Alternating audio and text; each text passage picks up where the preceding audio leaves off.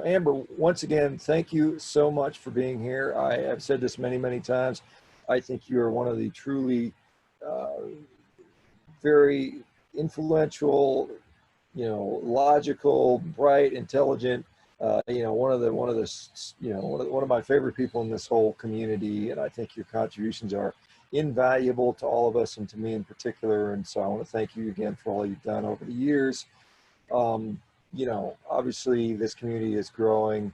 There's a lot of more information we're getting. And I think what I've appreciated with you is your sort of, your really logical approach to everything. And I think it really helps to, kind of prevent us from going too far off on the rails and making assumptions and getting too wild with speculations. And so that has been very, very helpful. Having said that, what's up? What's the latest thing? What's going on with you? I know we unfortunately lost Carnivory Con last year because of the coronavirus. Oh, I know, so sad. Hopefully next year we'll be able to do that, I assume, but I don't even want to, at this point, I'm even worried to assume that. I don't know. What are your thoughts on that? I know, we haven't even set the date. We were looking at, well, I don't know if you know, but originally in March, I had set it back from the end of May to the beginning of August because I thought, oh, for sure, everything will have blown over by then. But we're looking at next week it would have been, and it would have been impossible because, a third of the speakers were international for one thing, let alone all the other complexities. So we're looking at just doing it in June next year, but I still haven't heard back from the Boulder Theater about when would be a good date, and I don't know. It all seems very up in the air at this point. But to me, that conference, one of its greatest strengths is the in-person aspect of it. You can do so much online, and that's great. And I'm glad that other people have moved their conferences online, but I just felt like you couldn't recapitulate the experience we were trying to provide there in that format. Well, and certainly my favorite part was the food.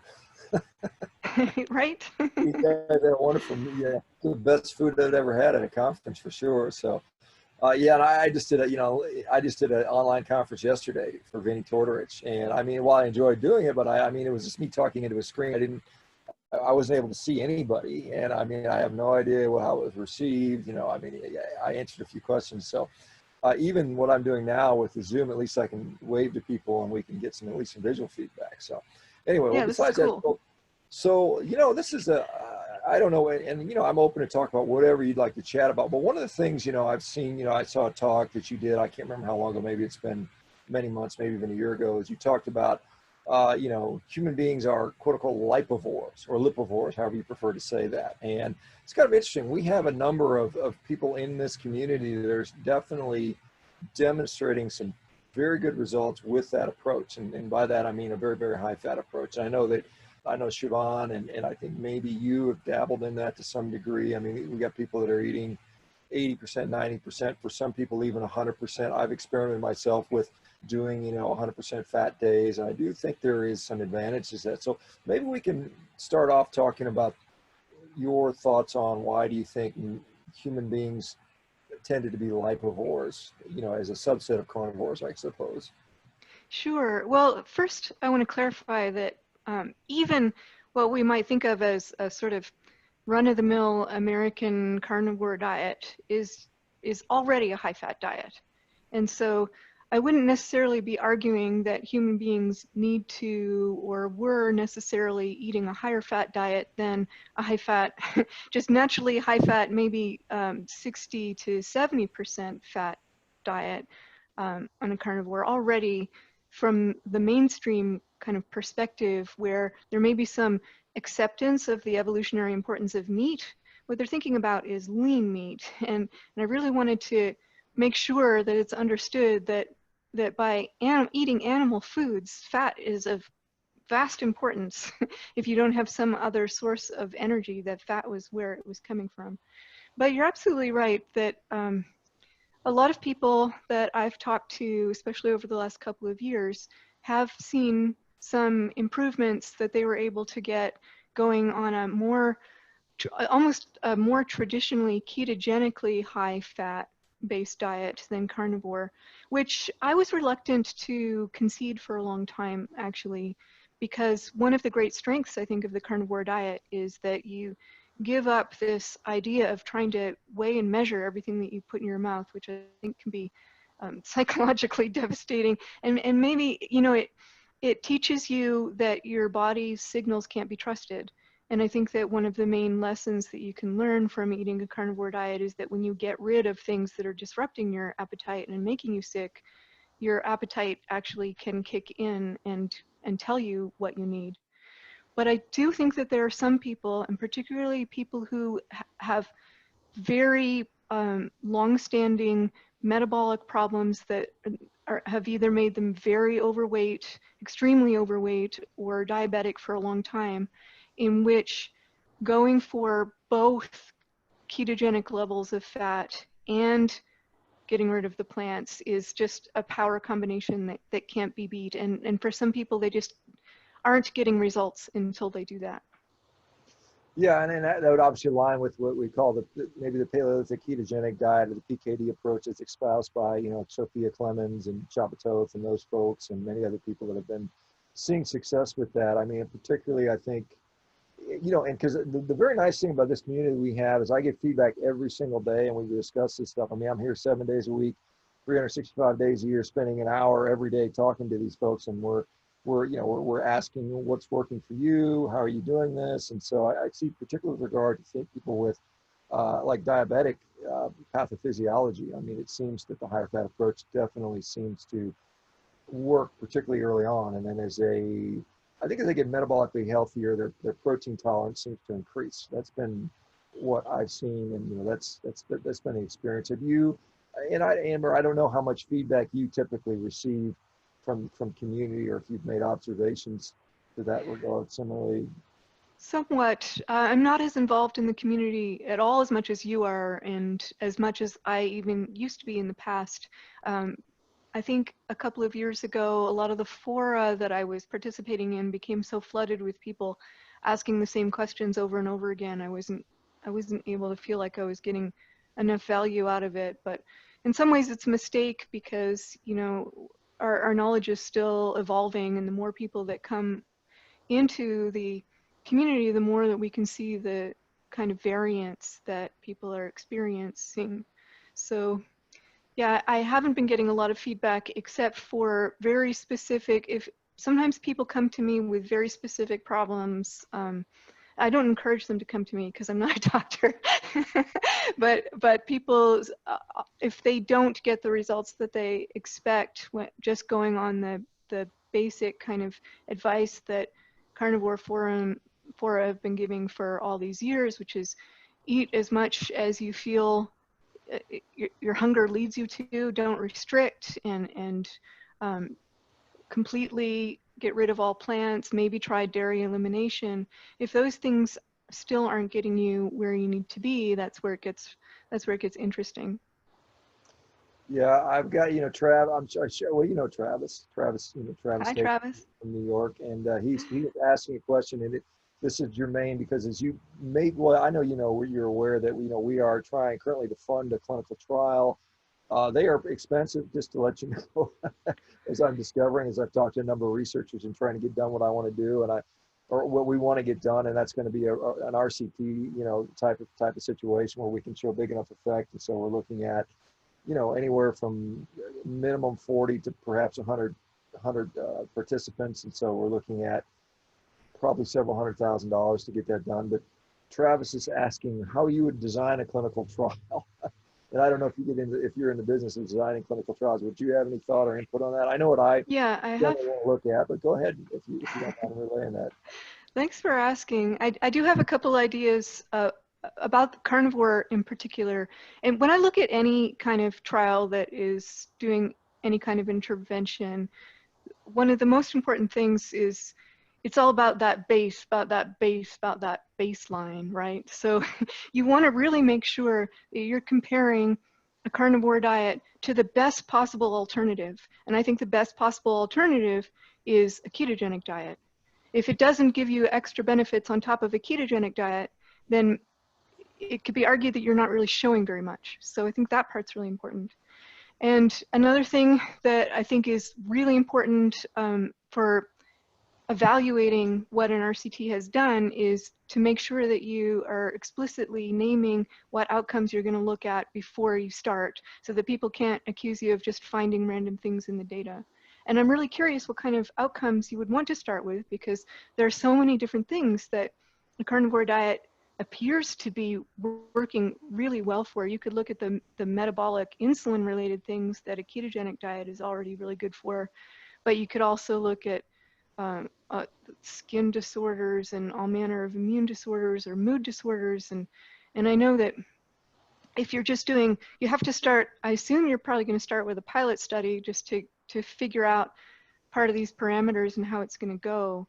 And if you do that, then I don't know, you've got to kind of limit yourself to a few things. So I'm really curious to hear what you would want to start with. I'm particularly interested in mood just because that's the thing that's affected me the most, and because I think that it's something in our society that we consider to be intractable, incurable, and it's also a kind of hidden epidemic, because people take meds and you can't see that they're taking meds, and people go home and are depressed and anxious and you can't see that they're depressed and anxious, whereas things like metabolic syndrome, it's something that you can't hide when you go out. Yeah, so first of all, I'm not the primary investigator. I'm not a clinical researcher by background, so I'm not going to, waste the money by, trying to have me design the study. So we've talked with a number of researchers who are actually very interested in doing the study. So that's the nice thing. There's been a lot of interest in the research community, from a number of researchers that would like to do this. And so I think, the number of things I would like to test, with regard to all sorts of things, whether it's inflammatory bowel disease or, specific autoimmune disorders or mood disorders. I mean, as you know, we've seen just a wealth of different, or, not just a wealth, but just a great number of different things that this seems to have been affected in. So we'd like to test all of them. Obviously, that one study can't test them all, at least not reliably. You have to name some primary outcomes. And so probably what we're going to look at is probably some of the more standard stuff. It'll be probably metabolic related stuff. One thing we'd like to look at is deficiencies, nutrient deficiencies, because I think good idea. You have to look at safety. And, like I said, if we show that, people are not developing, say, vitamin C deficiencies or folate deficiencies and things like that over X period of time, you have to go long enough to do that. That's an important aspect of it. You have to be able to show decent adherence rate, and so if only 5% of the people can stick to the diet, the intervention becomes maybe nice to know, but maybe not that helpful for the general population. And so, we'll be looking at probably inflammatory markers, probably body composition, probably blood pressure, probably some of the, lipid numbers, probably some of the, glycemic numbers, maybe insulin. I'd like to look at something called cystatin C, just because we often see elevations in serum creatinine and sometimes decreased GFR, and that's a lab that sort of takes out that higher protein confounder that we often see. Because most carnivore diets, even though they're high fat, also tend to be relatively high protein relative to what standard American diet or most diets are out there that will recommend a 15% protein, and we're often seeing 20, 30, even more. I'd say 30% is pretty typical for most of us. So those types of things are some of the things we'll look at. And I think one of the things is, once you get this first study off the ground, and I acknowledge that David Ludwig has done an observational study, which is going to be, it's going to be fine. It's good that we've done it. We've got it through an IRB, but this is an intervention, and I think it'll be a little bit more powerful, particularly since it's we're planning on doing an RCT. But then I think it opens the door for more, and then you can do the Crohn's disease carnivore diet. Maybe that's a 20-person trial. It's not as expensive. And then, and there's a lot of interest in saying, so I got a helicopter flying over my head here. I was wondering what that was.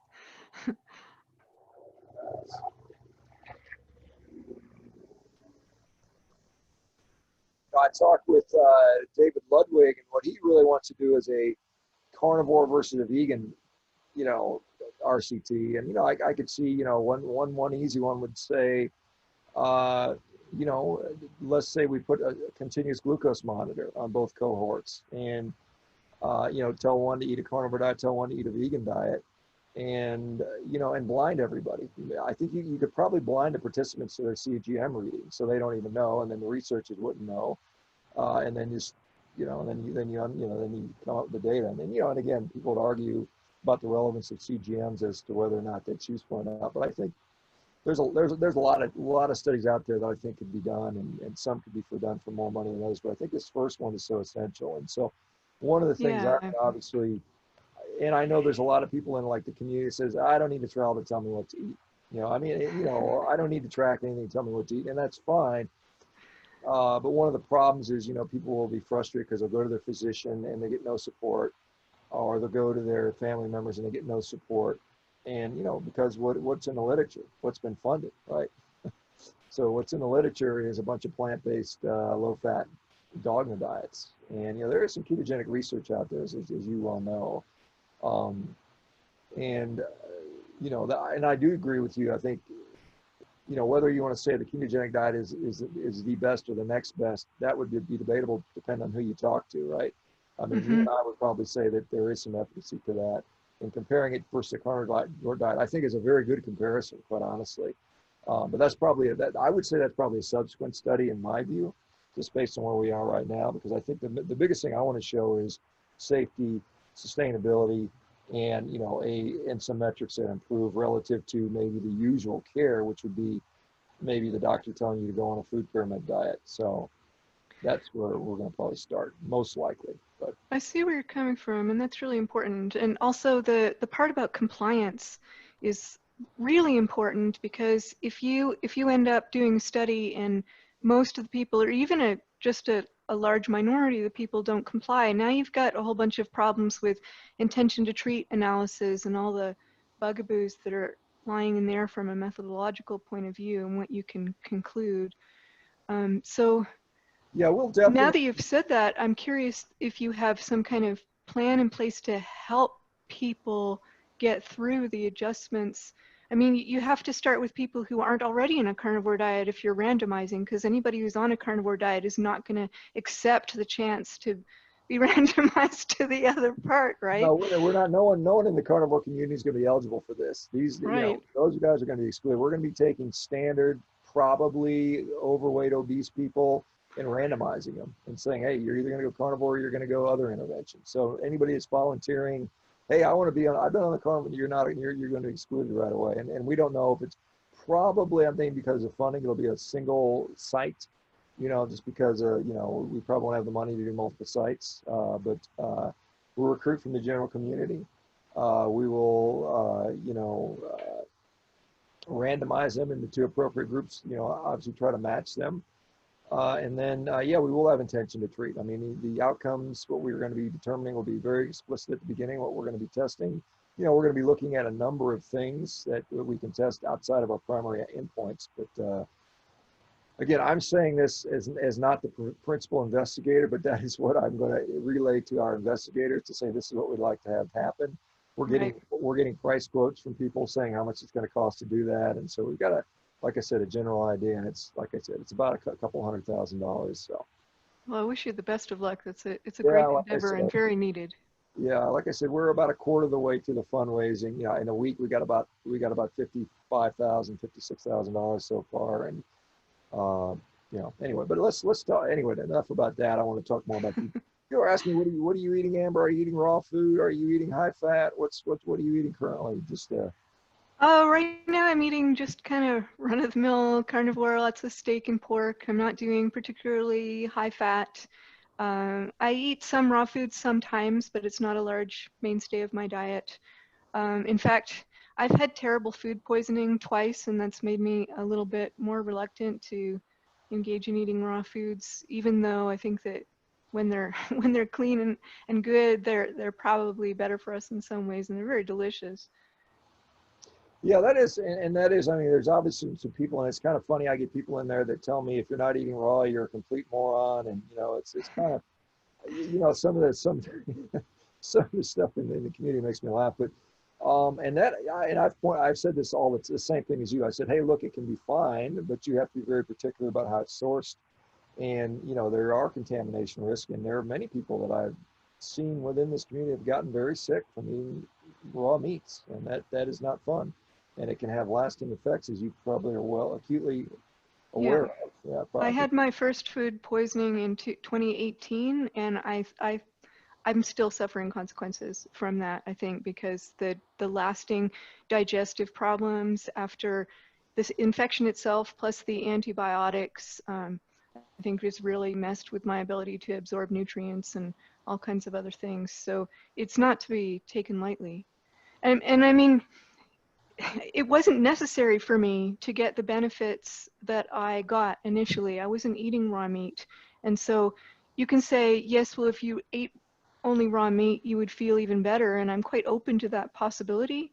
But what I do know is that I lost the weight I lost, and I lost the mood disorder that I lost without having to resort to that. I was eating plain, factory raised meat, and that was enough to completely put into remission all the problems that I had. So, you know, there maybe there are things that I can improve in my diet, but I wouldn't dismiss carnivory just because you're not eating raw.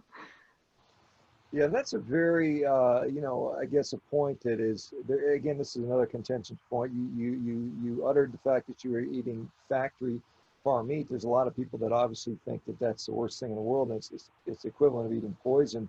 I disagree. I don't think we have data that supports that. I certainly like the narrative that we should all be eating regenerative style meat, and it's better for the planet, and it's better, maybe ethically, but again, I just don't have the human data that supports it from a health argument. And I know there's people out there that can point to, well, this meat has more conjugated linoleic acid, and this meat has more vitamin A or more, zinc or so on and so forth. And that's a nice observation, but does it translate into better human health? And I'm yet to see a study that demonstrates that. Now, one of the things about the Harvard studies, I specifically asked that they ask that question, and so that question, at least when they have that observational data, they may be able to sort people by how much, conventional meat did you eat versus how much grass-finished meat did you eat, and are we going to see a clinical effect that's significant?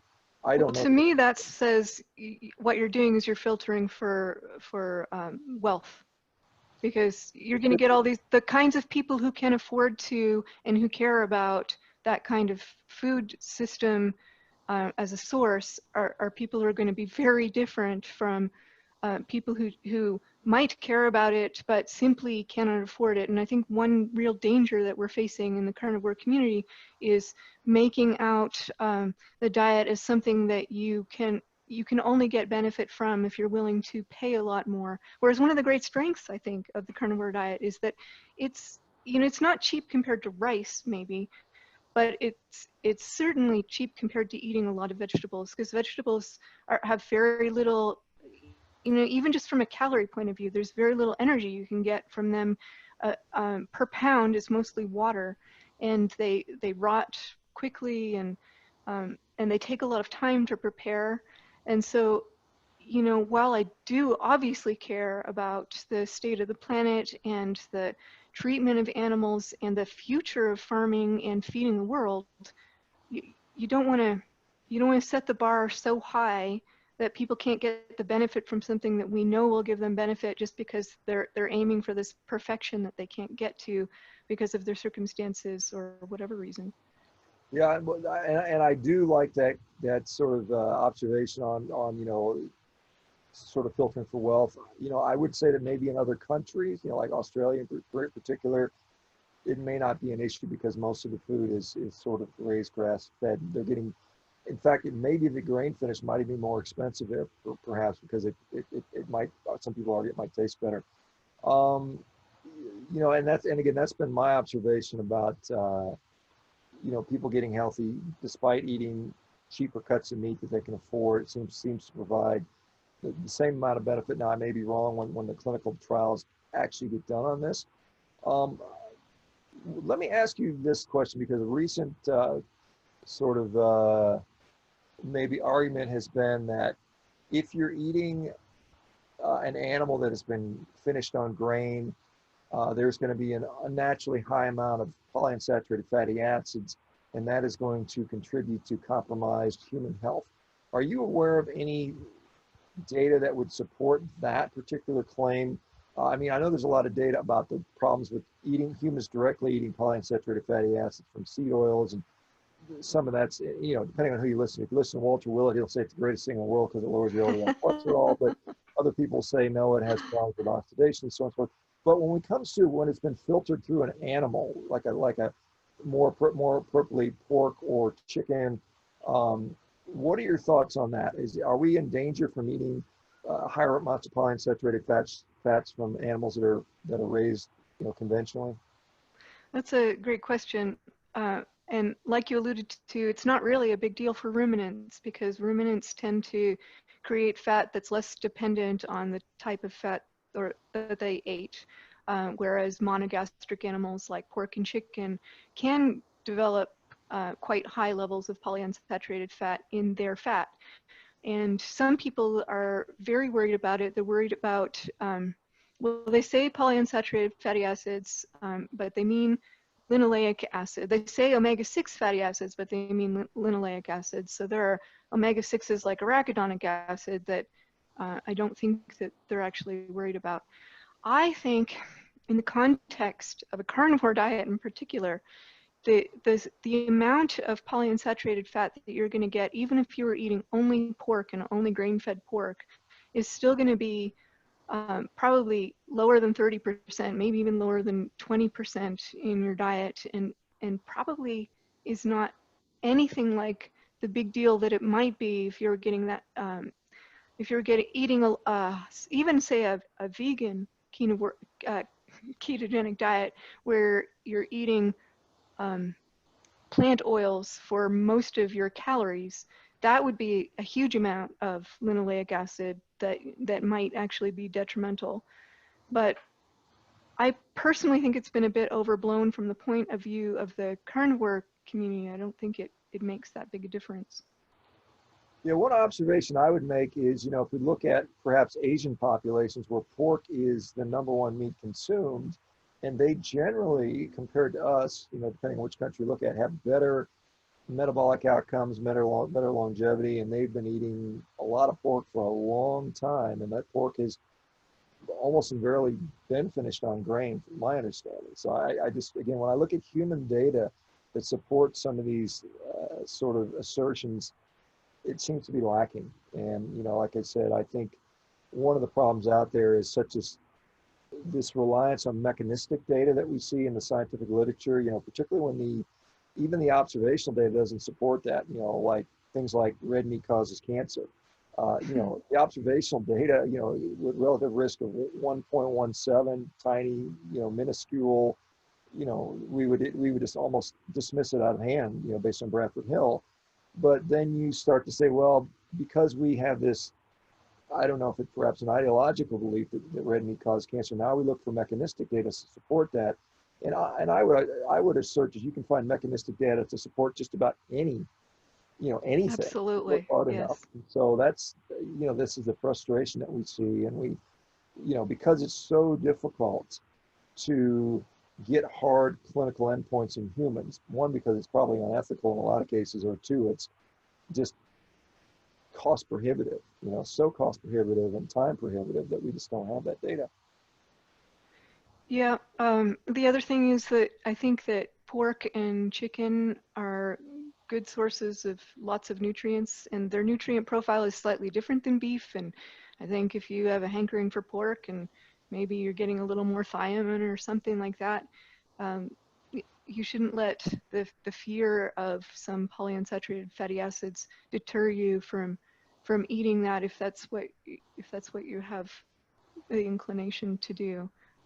I just, you know, I don't deny that there may be some problems with linoleic acid, and I'm actually quite interested in, I don't know if you've heard of it by this name, but what people are calling the protons theory, where if you eat more saturated fat, then your body is going to respond with better satiety, basically, than polyunsaturated fat, which can leave your cells still asking for more based on radical or reactive oxygen species.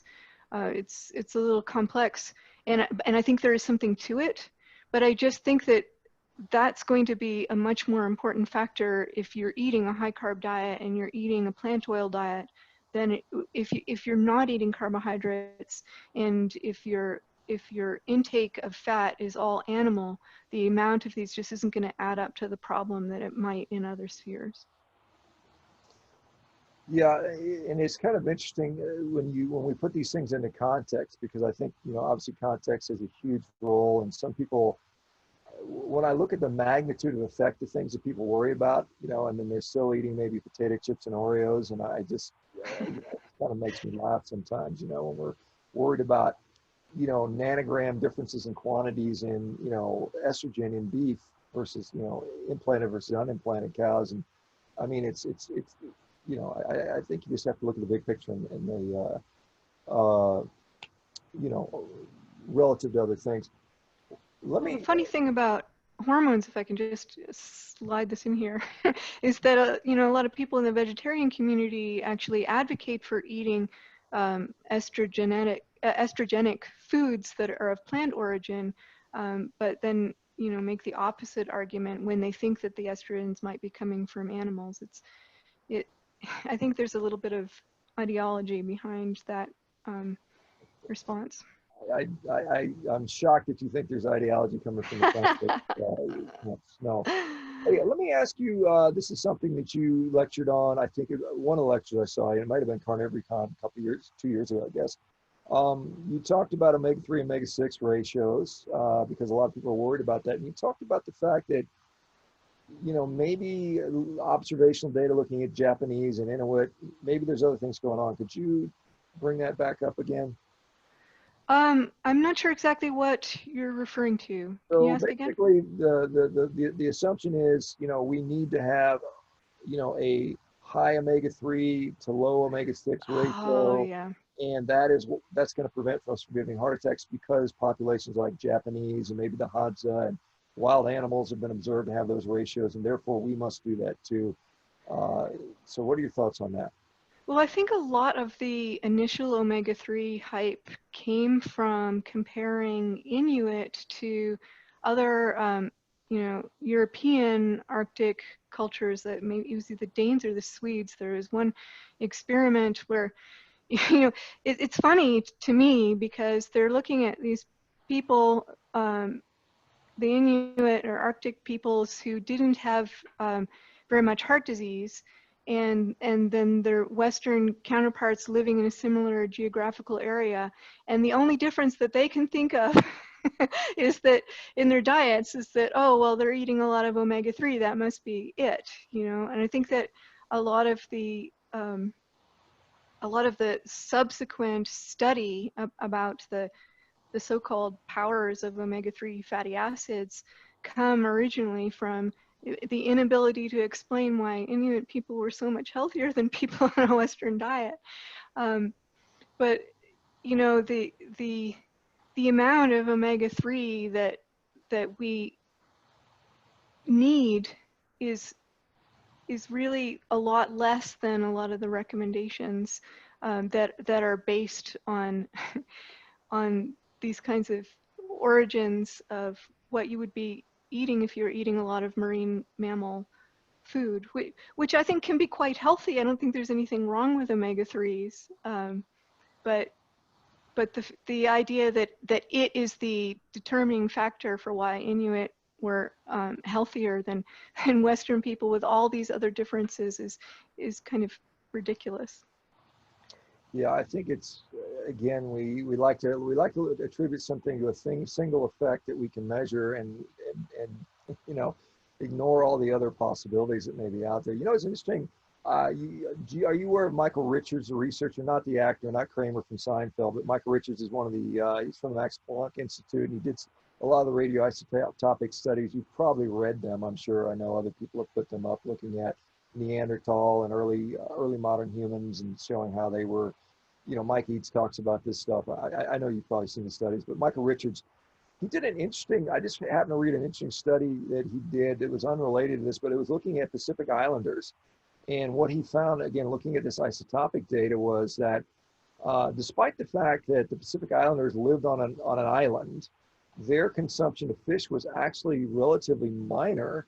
And what they actually were doing was they were catching fish, feeding it to their pigs, and then eating the pigs based on isotopic data analysis, which I thought was really, really an interesting thing, because um, there's obviously some theories that human brain development was dependent upon getting high levels of these omega-3, omega-6 acids from marine stuff. What are your thoughts on brain development of that? And then let's go back to, you make this great point about the fact that modern indigenous tribes are not necessarily a role model for how humans, what human development was based upon. Can you maybe talk about fish in the human diet as we evolved, as you see it, if you can, and then about why we shouldn't use maybe the Hadza and other modern indigenous tribes as a role model for dictating what we should be eating? Sure. Well, for one thing, I don't think that human brain development occurred only on the coast. If it was really so detrimental to the human condition to not have fish in the diet, then you wouldn't see all these thriving communities who are basically inland in the plains, like the Mongolians, for example. Another thing that I think gets overlooked when you talk about the nutrients from fish, many of them are available in brain, for example. And I think, as you alluded to at the very beginning, I had recently been talking about humans as lipivores, and one of the reasons that I think that fat was so important evolutionarily is because I think that we were, from very early times, before we were even Homo, really, we were getting into the fat from the marrow and from inside skulls and getting those nutrients from actual brains, not just fish. And another component that might be related to that, one of the things that is supposed to be really important about fish-based diets is the amount of iodine. And one thing that people don't normally take into account is that when you're on a lower carb diet, you probably don't need as much iodine as you need on a higher carb diet. So there are all these factors about what you can get from meat that I think have been overlooked by people who think that that fish was absolutely necessary. As to looking at indigenous peoples in different places, I really strongly believe that it can mislead us if we use those as models of our evolutionary past, because I think that one of the most important things that happened to humans in our development is that it was probably us, but regardless of whether it was us or not, the megafauna that we were relying on for so long essentially disappeared, almost all of them. And so the kind of food that humans were relying on for so long throughout Homo development were these big fatty beasts that had all this energy right on their bodies. It's not just that they were bigger, because it's not just that the more body there is, the more fat there is, but the bigger the animal is, the more proportional fat there is even. So I think it's really amazing that we survived. And one of the ways, the main way that we survived, was by learning how to cultivate grain and using that for energy where we were missing energy. But all these so-called non-civilized people, the indigenous peoples across the world that were much more prevalent even just a century ago, to me, I see them as all, individual solutions to this energy problem by eating more plants. Because there comes a point where you have to decide, I'm going to eat plants to try to make up this energy, because I just can't get enough fat from these lean animals. And so if you look at all these different indigenous populations, some of them, like the coastal peoples in the Arctic, were able to continue to get fat, and they certainly couldn't couldn't get much out of plants. So that's one example. But if you look at other peoples in other places, just because they've turned to more plants for energy doesn't mean that they represent where we're coming from. In fact, I think it's kind of the opposite. They represent what we had to become when the environment changed. Yeah, again, back to some of the radioisotopic data, even in Africa, I think there's studies going back looking about 1.5 million years ago with some of the early hominids, or homonyms, I guess is what they're called now. But, they saw that, based on barium and strontium analysis, looking at those folks, it showed that they were fairly carnivorous, in fact, highly carnivorous. And then there was obviously attempt at, pre-hominid development to go plant-based. We have Paranthropus, boisei, and robustus, those two, or Australopithecine robustus, whatever you want to call them, and they both died out. But let me ask you, because there's a lot of belief about fasting and feasting and famine. My thought is, again, to grow the human brain, I think we would have had a steady supply of energy-dense food. I mean, you can look at some of the work of Mickey Bendora and others looking at, our ability to hunt and kill proboscideans, which would be the elephants, the mammoth, the mastodons, the big animals, the other megafauna that you talked about. And we had pretty much ready access to them at pretty much at will, is my understanding. Do you think that probably early humans were spending a lot of time fasting, and would that be consistent with tremendous brain growth? Or do you think we had access to high, I think once Homo erectus figured out how to kill elephants, we were basically on the rapid upward scale. And when you mentioned pre-Homo, I assume you're talking about Australopithecus accessing brain and bone marrow. Is that Absolutely, Australopithecus, yeah. Sure. Okay. Yes, so it may be a little bit heretical and we can't know for sure, but I don't really buy the idea that we spent a lot of time in famine. I think you may have seen presentations by Mike Eads, for example, who showed comparisons of, peoples who were more dependent on farming and those who are more dependent on hunting. And it's farming that really causes famines, right? Because you're so dependent on one crop that if you have a bad year, if the locusts come down or the frosts or something, you're going to lose your whole food supply. Whereas you can follow animals, and it doesn't really make sense to imagine a world where suddenly there are no animals. There's also this sort of idea that we are living on the brink of starvation all the time, and I just don't.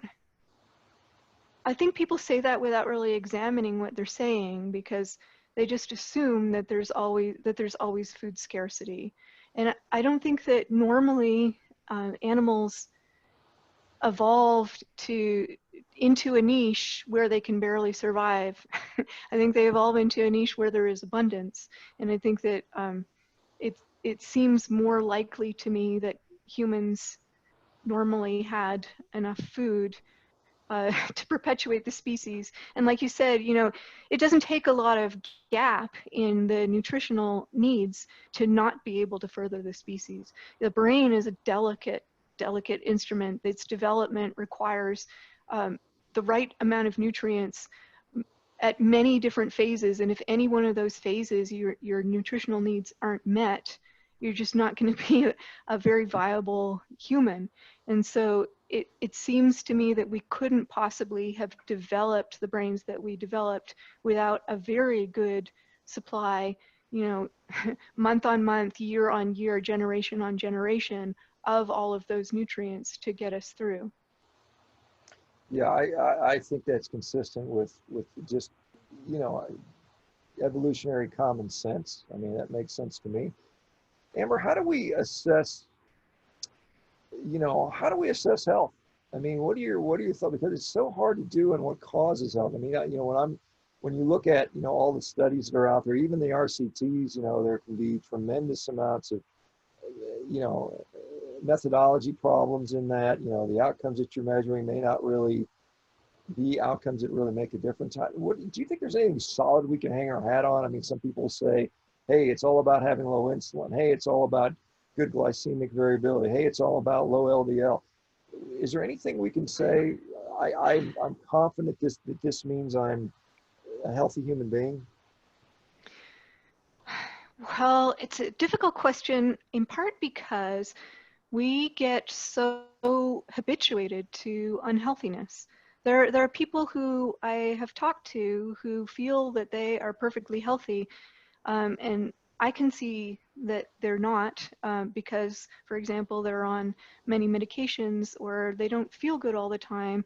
But a lot of what is contributing to their idea that they're healthy is either they've become used to not feeling well, or they've been told through, all the people in their society that it's normal to feel unwell in the ways that they do.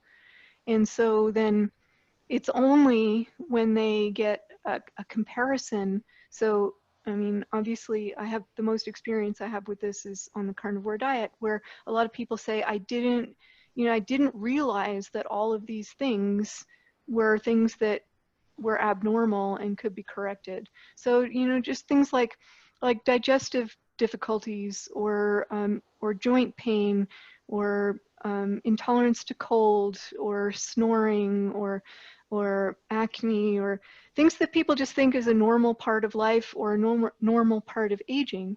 And so when you look at it like that, you think about health, then your standard becomes very, very high. maybe it seems even impossibly high. But I would say, even though it's not a good measure for all those reasons I just listed, to me the number one thing is, do you feel good? Do you wake up and are you enthusiastic about the day? Do you jump out of bed and are eager to do things, and the things that you want to do you have the energy to do them, or is something getting in the way of your ability to do all the exciting things that you want to do? And are you excited? So that to me is the gold standard of a healthy person. There's happiness and energy and enthusiasm and love for life. Yeah, obviously that's very subjective and hard to measure. But Yes. and I agree with, relative change. I mean, like I said, you can always go from here to here relatively, and it's individual for each person. And I think your own metrics are probably often the best thing for most people. And at the end of the day, we have physician physician derived, you know, levels of improvement, and then we have patient derived, and they're not often aligned. They're not always aligned. What's important to the patient is not always important to the clinician, and so I think that's important to realize. Let me go a little off topic on some maybe these rapid fire type questions, if you don't mind. But Okay. calcium. Am I going to become calcium deficient? Do I need to be eating eggshells and chewing on bones? Is that how humans got their calcium? What's the story on a carnivore diet? Because, based on the RDA, it would be woefully calcium deficient unless you're consuming dairy, and many of us don't consume dairy. And my position is no, you will not become calcium deficient. And I think there's some mechanisms behind that. But what are your thoughts? It's funny that you asked that, because I recently wrote an in-depth review. Hopefully it'll be published soon. Well, not so in-depth, it was kind of short, but I wanted to address, what are the fairest assessment of possibilities of nutritional deficiencies on a carnivore diet. And calcium is really the hardest one. Even if you look back at Stefansson and Anderson and their meat only 1 year diet studies, they had negative calcium balance. So I think calcium is the one that is the most at risk. If you look at Inuit people, they were actually chewing on bones, and some people attribute that to why maybe they didn't have extreme problems because of that. But on the other hand, calcium is affected by so many other things in the diet. It's not even just the diet. Like astronauts who go into space start losing bone calcium because they're not getting the stimulus for the strength of their bones and their muscles. And so Um, there are all these factors. There's vitamin D, vitamin K probably has an effect. So just going on intake is the same problem with every other nutrient that you look at. We've got these RDAs established, and people worry about trying to meet these exact RDAs, but the RDAs, depending on which nutrient you're looking at, the variability and the interactions that other nutrients can have and other lifestyle factors can have are just so high that I think it's premature to say that you're going to have a deficiency just because you don't meet an RDA. But if you're actually experiencing negative calcium balance, then I think that might be something that requires looking into. Whether the answer to that is taking in more calcium is not at all established, even if there is such a negative balance. Yeah, you know, interestingly, and so of all people out there that you could look at, Walter Willett has actually opined on calcium recently and saying that the calcium requirements are far, far lower for humans than what we think they are. So Interesting. look that up. You can see Walter Willett wrote something on that recently. And basically it was a justification for why we don't need to eat dairy, basically. Is, you know, kind of, oh, there you go. actually, he goes in that looking at some different parts of the world where the calcium requirements are far lower than we think. And then also, we know that on diets that include higher amounts of protein, and this is what's been studied, and there may be even more confounders when we look at carnivore diets, but the calcium absorption in the GI tract goes up tremendously. And that's why the acid ash hypothesis, where we thought we were leaching calcium in the bones because people were higher protein diets were experiencing hypercalciuria, or too much calcium in the urine. And so the assumption was it was coming from the bone, but in fact it was really just being increased uptake from the GI tract. So, but that's right. I can't tell you the article, but maybe you can find Walter Willett's recent opinion on calcium. It might. I have recently read an article that did show that higher protein intake increased both calciuria and calcium absorption to the point where there was no difference in the actual level in between, which was very interesting. And a lot of the ideas are based on acidity of the blood and trying to keep, we have to keep the acid alkaline balance in the blood in a pretty tight range. And so in order to do that, the idea is that if what we're eating is causing too much acidity, then we have to buffer out calcium from the bone in order to get the pH to be where we want it to be.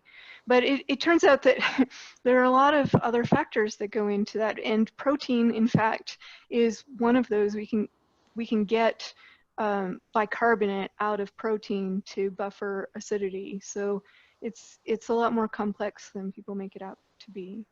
Let's talk about another one, folate. Unless you're eating a lot of liver, and many people don't. I mean, just the bottom line is, when I surveyed the community, I found that only about 15% of the people are eating organs on a regular basis, and that we define regular as more than once a week. So the majority of people are eating either very little, minimal, or no organ meats, and so you would assume you'd be folate deficient. But you've talked about maybe microbiome. So what is the deal on folate? Why are we not running out of folate? Yeah, so one thing that I did find about folate is that simply going on a low-carb diet actually increases the production of folate in the gut. The first indication that I found of that was from Ramadan studies, because fasting will do it. Even intermittent fasting of Ramadan will increase folate without you necessarily eating more folate-containing foods. Definitely fasting and also ketogenic diets will do that. I have still encountered some people who seem to have folate issues, and I don't know why. It may have to do with something else depleting folate that's specific to some condition that they have. But I think that in the general carnivore population, folate shouldn't necessarily be a concern. Yeah, that'll be an interesting outcome if once we get this clinical trial. I'd like to look at the folate levels, and there's obviously some concerns about how you measure folate, serum levels versus other things. I see it with vitamin C. How do you measure vitamin C? There's a vitamin C serum level. There's also leukocyte vitamin C level. I'm just moving to plug in my laptop because I'm dying on power and I'm dying to move this interview. But let me ask another one. Let's talk about vitamin C, Amber, because there's a lot of speculation. That's probably the biggest one that people are concerned about. Obviously, none of us are, or at least none of us appear to have clinical indications of scurvy. How do you reconcile the fact that vitamin C is obviously inadequate on a carnivore diet based on the RDA? I know there's a lot of things that go into that, but maybe you can give a quick synopsis on that. Yeah, well, I don't want to come across as saying we shouldn't worry about these things because of given mechanistic idea that I've explained. Like you have already said, you can come up with mechanistic explanations for anything, and so I don't think anyone should determine whether a carnivore diet is going to be complete based on some mechanistic or theoretical idea. But the thing is that we have this information observationally, empirically. People on carnivore diets do not develop scurvy. And so the way I've approached it is not, how do we know that we're not vitamin C deficient? We know that we're not vitamin C deficient because we don't have scurvy. But the question is then, why on earth are we not vitamin C deficient? Because meat has some, and you know, the worst reputation is that it has none, which the USDA database feeds into because they didn't measure it. It does have some, and it probably has enough to fend off scurvy, but really kind of just barely. And so I was curious about how we could be so robustly healthy, and how it could be that even Arctic explorers a couple hundred years ago knew that eating meat would cure scurvy. It doesn't seem to make sense. But one of the things that I think may be the answer to that is because meat has carnitine, and we know the most famous thing that vitamin C does for us is enable us to make collagen, and that's why you see things like lesions in your skin and your teeth falling out, because the ability to hold tissue together eventually becomes at stake. But before you get to that point, what I've read about scurvy is that at first you become extremely tired, and that probably has to do with a carnitine deficiency, because vitamin C is also vital for synthesizing carnitine in the body, and carnitine is necessary for shuttling fat into the mitochondria for the use to make energy. And so if you don't have enough carnitine, you're going to have energy deficits. But unlike collagen, which gets broken down and still needs to be resynthesized with the help of vitamin C if you eat it, carnitine can actually be delivered whole through eating. And so actually the fact that red meat especially, is so full of carnitine may be the reason that we might actually just need less vitamin C when we're eating a lot of meat.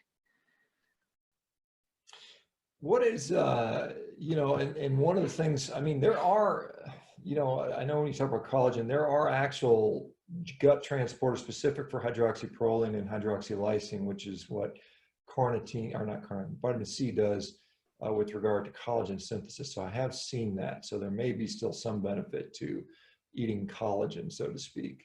So, I mean, those transporters exist. And so if they exist, I assume they exist for a reason. But, and it's kind of obscure. You have to look through papers to find that, which I'd be interested to see it, because I've seen contrary evidence. And yeah, so, I mean, I've seen papers that look at that. I had to dig deep, and it was in the text of these papers saying that the transporters exist. So again, that may be a smaller effect, but I certainly don't disagree with the carnitine thing. And then we've seen some cases where red blood cells can seem to recycle some vitamin C. There's papers on that. So, I mean, I'm sure you've looked at it.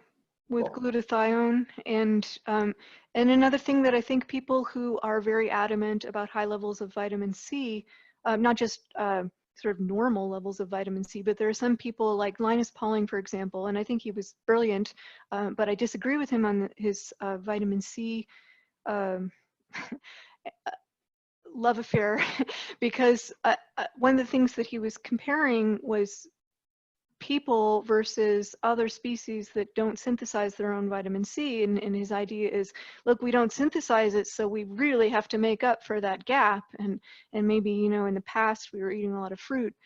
Whereas to me, what stands out is that we don't synthesize it because we became more dependent on uric acid to cover those endogenous antioxidant functions that vitamin C does. And if you instead of comparing us with vitamin C synthesizing animals, you compare us with other animals, there are very few, but there are some that don't synthesize vitamin C, you see that this ratio of uric acid to vitamin C becomes very different in favor of uric acid. And so the antioxidant capacity of vitamin C, which is certainly important, may be eclipsed in importance for us, species like us that don't make vitamin C.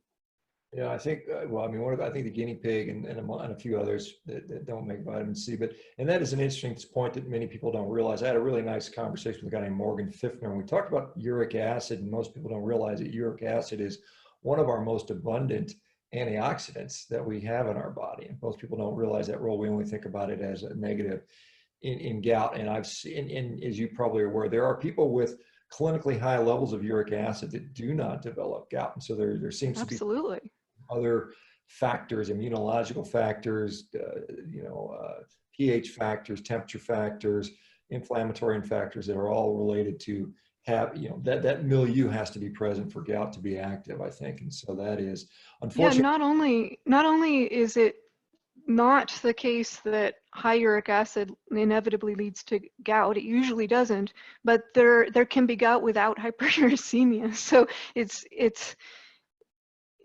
I think we've long been deceived about the role of uric acid in gout. Yeah, it's interesting. There's some, again, it's just associational data, but there's data out there showing that multiple sclerosis is almost never present in people with high levels of uric acid, which is kind of an interesting observation. Again, it's only observational. There's no causality suggested there. But one other thing, Amber, and I want to be respectful of your time here. People are asking about, well, maybe, goodness. Thyroid, we often see thyroid being a concern with people on long-term low-carb diets. Certainly carnivore diets would be in that situation. What are your thoughts on thyroid health in a carnivore diet? I have not seen any good evidence that a low-carb diet would be bad for the thyroid. There are a couple of components that go into this idea. One is the sort of easy one of seeing low T3. And low T3 is just simply a metabolic consequence of eating lower carbohydrates. It's completely normal, and if you tried to raise T3, there is some evidence that it would just cause your body to believe that it needs more of a carbohydrate metabolism and therefore start stealing more protein from your muscles to raise GNG to meet the carbohydrate requirement that T3 is telling you that it needs. But another thing that I see that relates to thyroid on low-carb dieters, ketogenic dieters in particular, is that a lot of the symptoms of thyroid, of hypothyroid, are actually also symptoms of undereating. And a lot of people, I think, particularly women, though not exclusively, tend to undereat protein to try to get higher ketones, or undereat period to get higher ketones, and a ketogenic diet helps with that because it's such a powerful it can be a powerful appetite suppressant. And if you're not careful to eat enough, you can start having a lot of problems that can look like hypothyroid, like dry skin or hair loss, or even amenorrhea and problems like that, that I believe really are a consequence of not eating enough. All right, great answer, Amber. Amber, is there anything else, any new topics that you are itching to talk about or discuss, or anything that's on the horizon, or anything that we want to get in before we go? I don't think so. The latest post that I'm working on will be about the different types of ketone bodies. I don't want to give too much away, but I've been diving deep into the roles of acetoacetate and acetone that maybe we don't appreciate as much, and make us, we're over focused on beta hydroxybutyrate because a lot of the studies are there. And so I'm excited to share some more about that soon. Wonderful. Well, thank you, Amber. Can you tell folks where to find you? And just, and I know it's too soon, but anything we can do or I can do to help with the Carnivory Con, support you, let us know, because we are super excited that you put that on. It's a wonderful event, and like I said, I'm very happy to support in any way I can. Thank you, Sean. And I wanted to thank you for all the kind words that you gave in your introduction in the beginning. I'm delighted to be here, and I'm so glad that you are carrying on this community and contributing to research and moving us in the direction we need to go, and continuing to listen to people in a way that I've sort of dropped the ball on. And I'm just very happy that you brought me on here and that you're doing all the things that you're doing. So as where to find me, as you know, Sean, I spend way too much time on Twitter. It's a bad habit, but if you have a question for me and you ask me it on Twitter, I will probably respond, and that's Keto Carnivore. All right, perfect. And your website, because where you're putting, and you kind of still slowly developing, I guess, a book and kind of an online presence. Yeah, my book's coming along very slowly. It's a bit embarrassing, but it's just a lot of work, as you know. So my book is on facultativecarnivore.com, and I also have moved. Prior to recently, I had two different websites, one that was really focused on ketogenic science and one that was more focused on just empirical observations about the carnivore diet. And I had originally kept them separate because I felt that they were different levels of scientific speak. But I recently moved them together onto a blog called mostlyfat.com. It's mostly-fat.com. And that's where I'm putting most of my work now, besides the book. All right. Well, wonderful, Amber. Well, you have a great day. It's so wonderful. It's a great way to start the week. I'm super excited. It's been a great conversation. Maybe we'll get you to come back on down the road if you don't mind. Would that be okay? That'd be great. Thank you. Awesome. Well, thanks so much, guys. All right, guys. We'll see everybody tomorrow. Take care and have a great day. Have a great week. Bye-bye. Bye. Thanks for coming.